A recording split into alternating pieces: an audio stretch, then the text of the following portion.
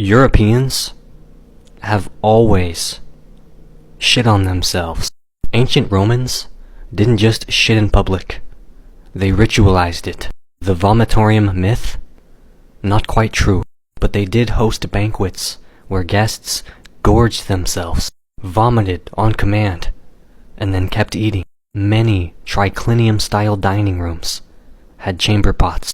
There are records of Roman elites urinating mid-conversation as a sign of dominance. Seneca wrote of noblemen farting openly during meals, and Emperor Elagabalus kept a personal toilet room lined with gold, but still stank because nobody washed. Roman public toilets were long stone benches with holes, no stalls, no privacy.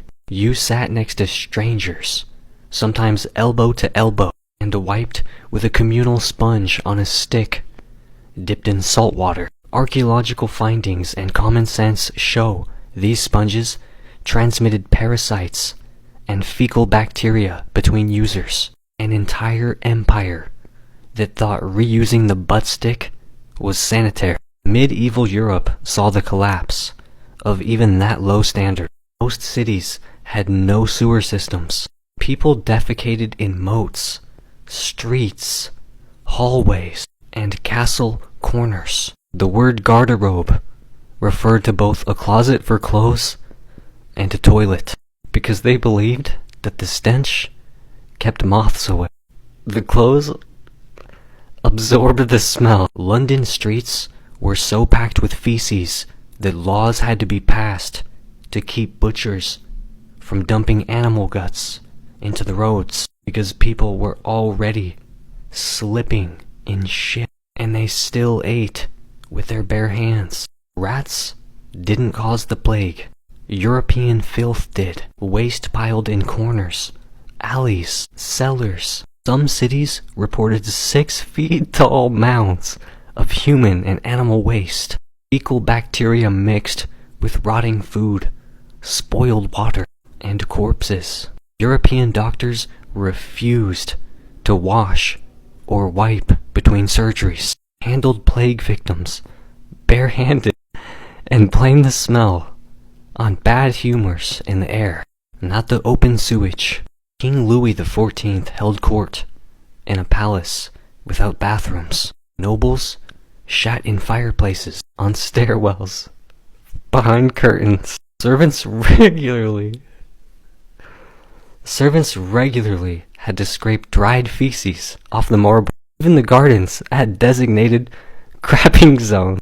One ambassador reported stepping on a pile of feces right outside of the Queen's chamber. Meanwhile, Yoruba and Khmer architects were designing drainage systems that kept cities clean year-round.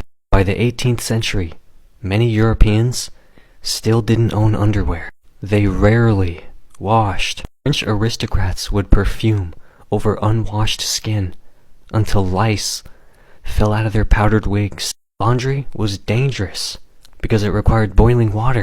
Most people preferred to just wear the same shit-smeared drawers until they disintegrated. When Europeans arrived in the tropics, they mocked bidets, trowels, and water jugs. Meanwhile, the Aztecs had public sanitation inspectors. Ethiopians used leaf-based wipes specific to tree species. Javanese and Sudanese bathhouses kept genital hygiene as spiritual ritual. Europeans, they came in with crusty socks and piss on their britches. The average Londoner in 1850 walked by dozens of cesspools daily. Sewage flowed openly into the Thames. The Great Stink of 1858 forced Parliament to halt meetings because the reek of human waste made lawmakers vomit. And yet British scientists debated whether washing hands actually helped. To this day, Westerners shame cultures who use water to clean themselves, while proudly smearing dried feces across their anuses with scented paper. Septic systems regularly fail because Americans flush baby wipes and flushable products rather than just rinsing. Europeans didn't teach the world sanitation. They invented modern filth. The colonial obsession with moral purity hid centuries of fecal dysfunction. Every throne they built had no toilet. Every empire they built was run by men who didn't wash their own balls. Europeans have always shit on themselves, not metaphorically, not as a joke, but as a chronic condition of history. Cope.